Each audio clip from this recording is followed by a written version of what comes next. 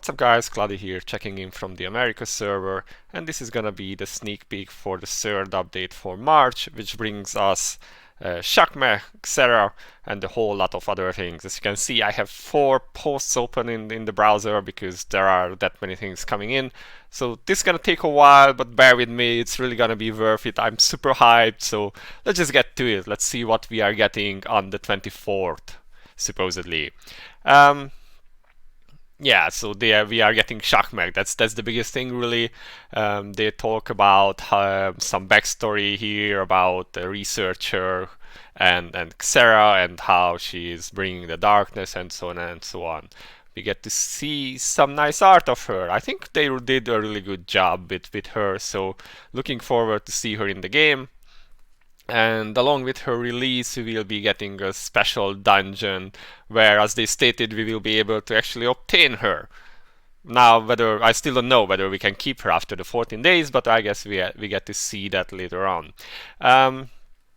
They also do some changes to the mission achievement content, so this was also hinted at that the introductory video of the new producer. They are moving stuff around to this new NPC actually, and they say that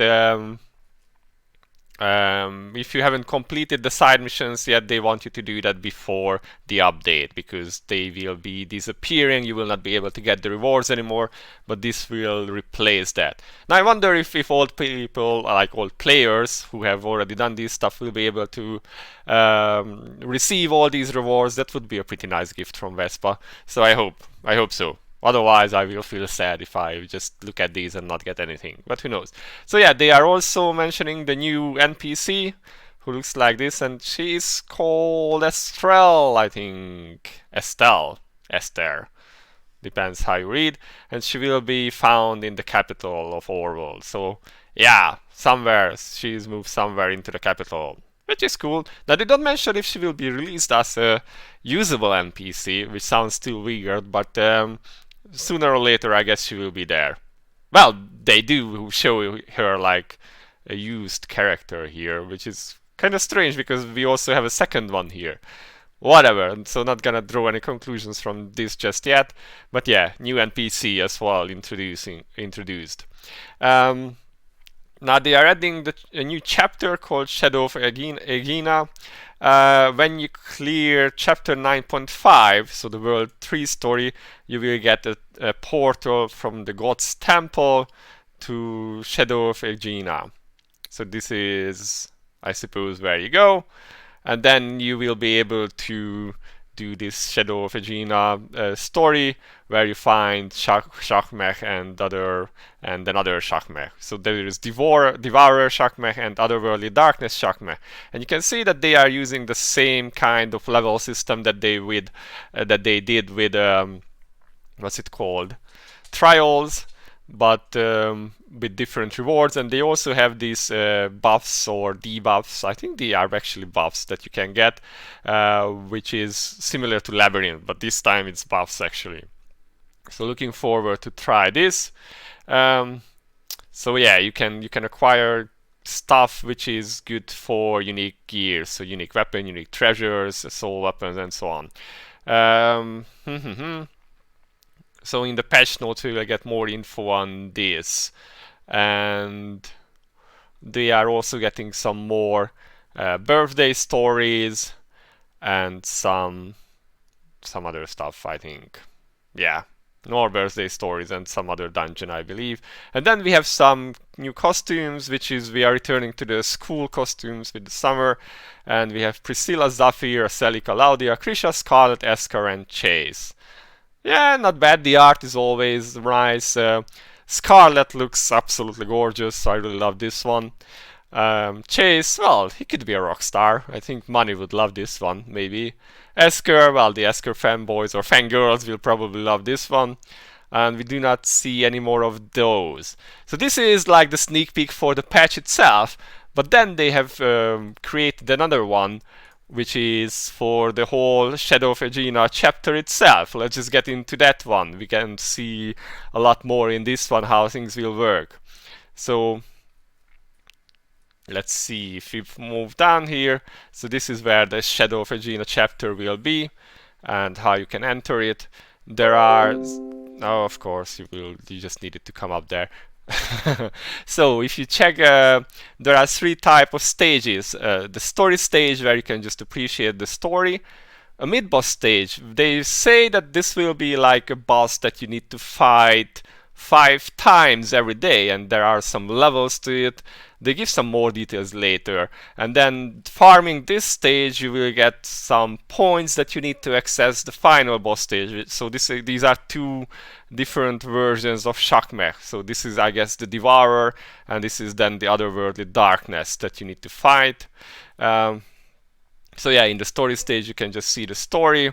So for the mid-boss stage, the Devourer, you can enter up to 5 times. And here comes Xerah telling us how this is gonna work.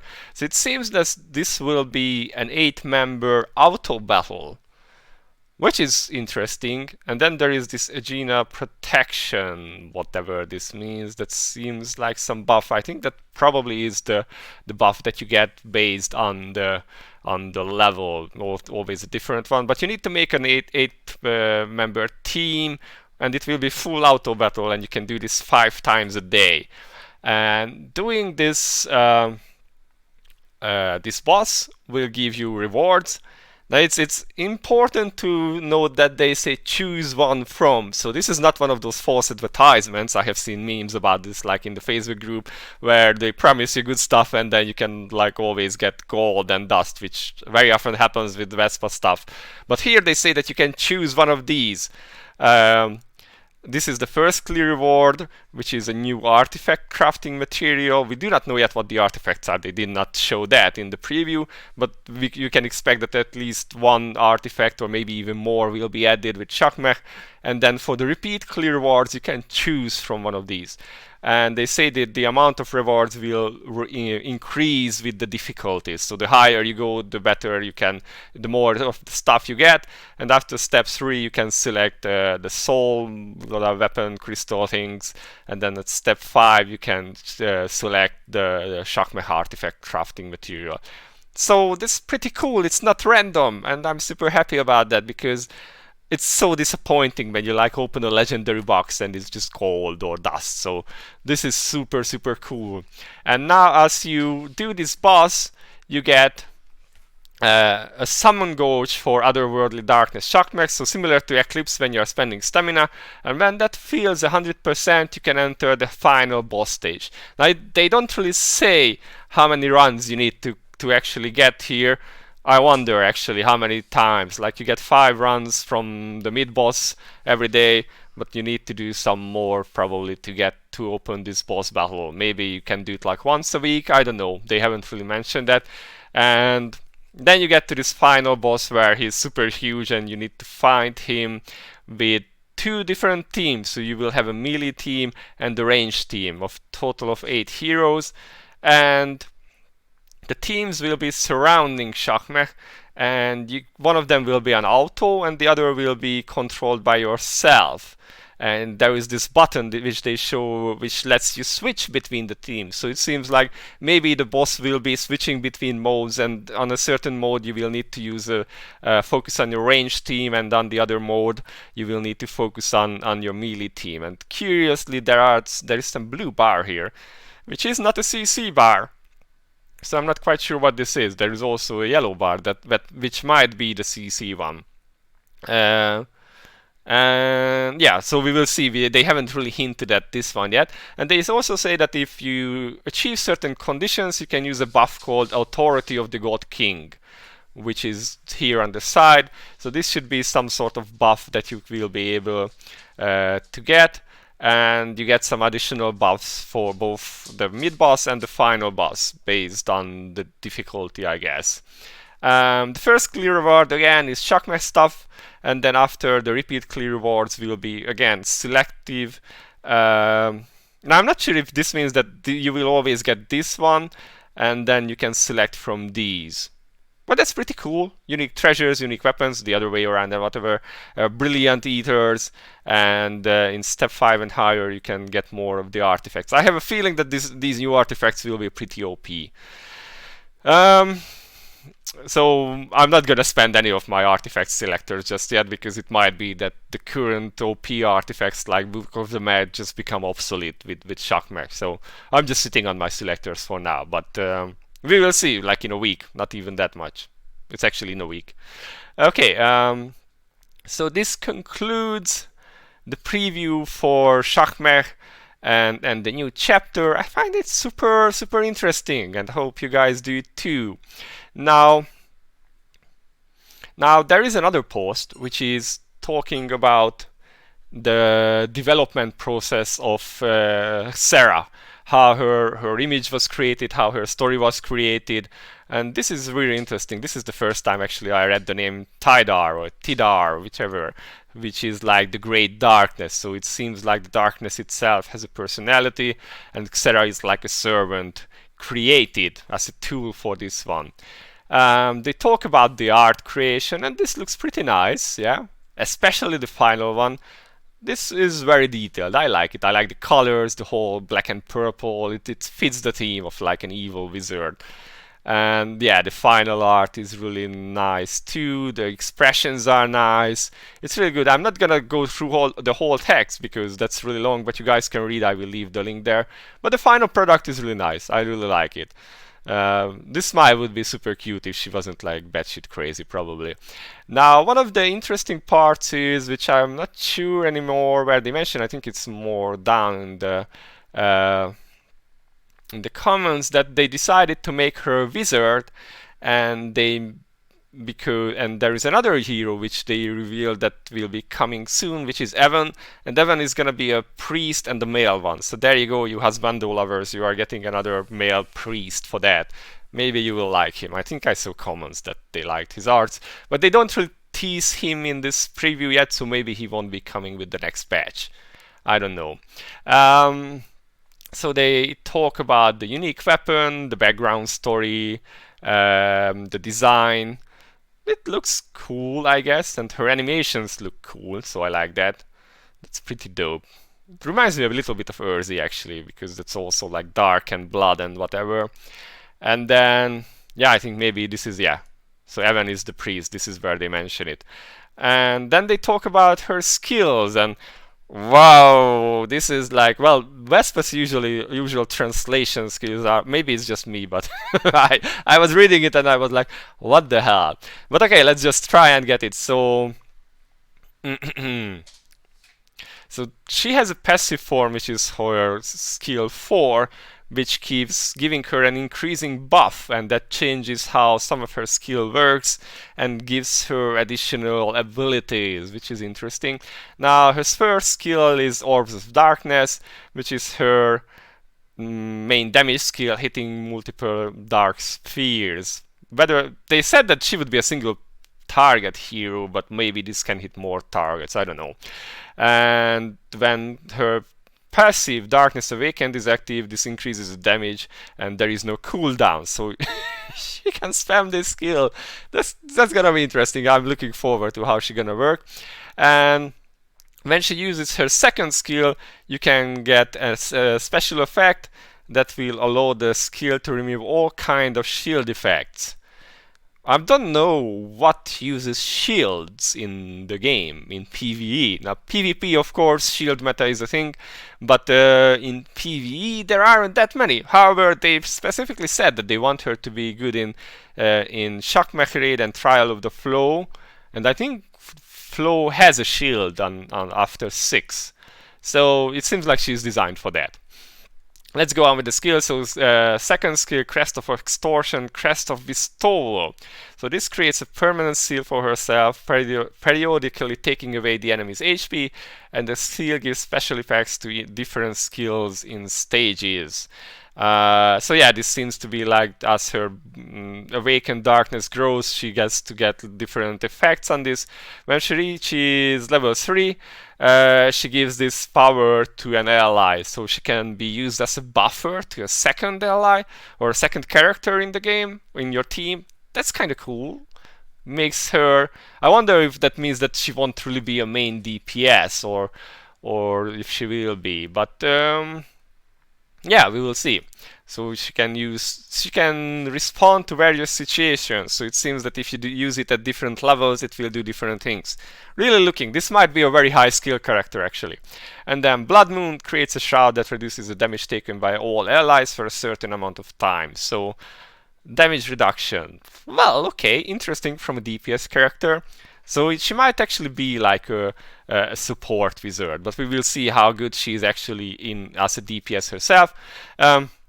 Continuously removes harmful effects depending on the transcendence chosen, whatever that means. So I guess she gets a transcendence perk, which is like a continuous cleanse on your team. Not bad, not bad. That's useful in a bunch of situations. Sounds good to me. Now, here is the Darkness Awakened explained.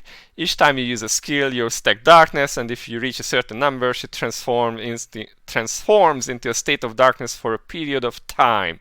So yeah, as you stack up your buffs, she will gain like a super form of darkness. When this Darkness Awakened form, the damage done by the dark spheres is greatly increased, and the cooldown is removed. So basically, she can just spam her S1. That's gonna be interesting. If you can time, well, you can't really time it because each time you use a skill, or maybe you can, but you could really time this for burst windows, like when you knock down the boss or something. So that could be pretty good. And major passive skill in PvE content because the damage done to non-heroes enemies is also significantly increased. So, you know, there are heroes which do more damage in PvE, either to just bosses or just generally to non-hero enemies. And she seems to have this baked into her fourth skill. So she might be a new meta character actually.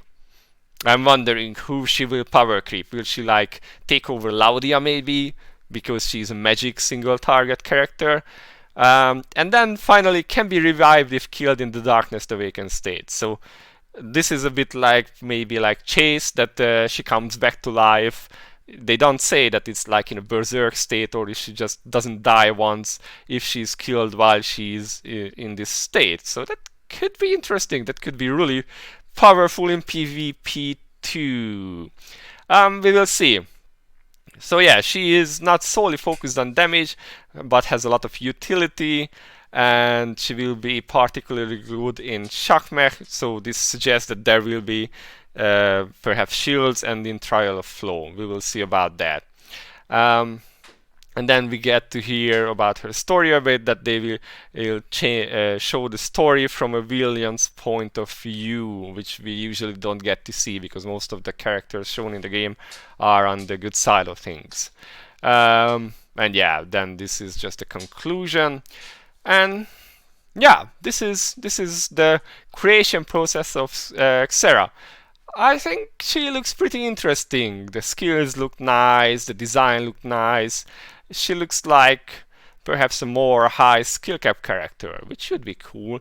Now whether how good this works in say a lot of auto battles, because we are entering a lot of those with this new content, we will see. She might be good because she does a lot of buffing and damage reduction, so having her might be really good in this new content where you are like put her on your range team and she just buffs them really hard. We will see. And finally, we have a new song from Dreamcatcher. I will put the links into the video description if you guys want to listen. I haven't listened to this yet, but I'm sure it's good. If you like Dreamcatcher and K-pop, I guess it's good. I haven't listened yet. I will do that after the video goes on. I just wanted to share this with you guys as soon as possible. So yeah, that's it. Really exciting. I'm super hyped for these updates. It seems like they are really delivering on making unique treasures, unique weapons, and soul weapons a little bit, but even Ether is more accessible. So I wish they added a bit more to like blue Ether so I can upgrade the ones I have. But they did say that they want to rework Eclipse, so we'll see about that. So yeah, this is it guys. Let me know what you think. Are you hyped like I am? Are you looking forward to this stuff? Let me know in the comments below. And also, if you have any questions or comments, feel free to leave them as well.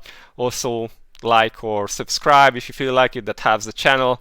So if you can, please do that. This has been it for now. Cloudie out. See you in the next video. Bye bye.